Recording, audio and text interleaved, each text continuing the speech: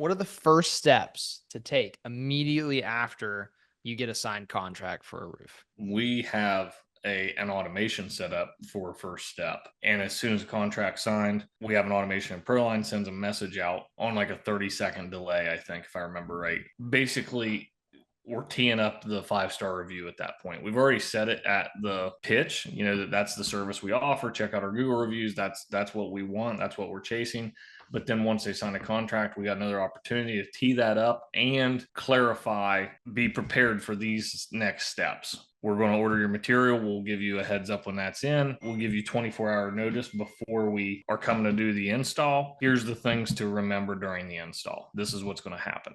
We just want to keep reiterating all these things so they know they need to mow their grass short. They know that they need to move their collectibles and valuables that are in the landscaping inside, out, away from the house, whatever. Once that contract's signed, now it's like it's go time. We want to inform you of next steps and how to get this thing to completion with as little headache and little stress as possible.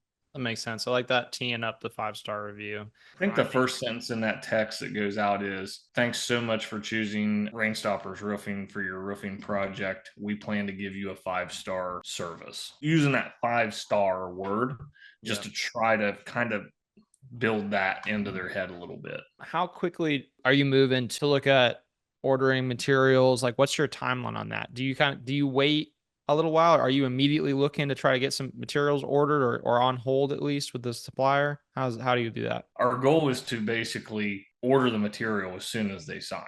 Now, a lot of times they sign in the evening, they sign on a weekend. So it's just, next opportunity, we're going to place the order. We do that because our supplier, as long as we place it as a good order, and we don't have to set a delivery date, because most of our material is going to be in stock, unless it's a metal roof or something real special. It's going to be a stock item. But we want to place that order right away, because if there's any price changes at all, we're already locked in with that order.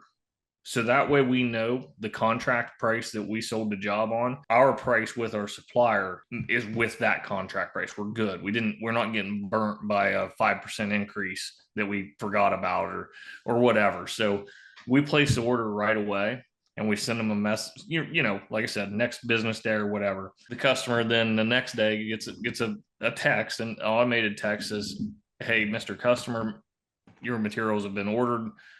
We'll be in touch the day prior to installation. Now, mind you, we're in contact with them, and we tell them right off the rip what week we plan to do their job. So if we sell the job on Wednesday, we're booking 2 weeks out. We plan to do your job in about 2 weeks. So plan for us around this time frame. And then we only offer a 24-hour heads up. We give you 24 hours. When you sign with us about where your roof is going to fall. We don't want to stick ourselves saying, yep, we're going to be there in 4 days, because sure, that's not going to happen.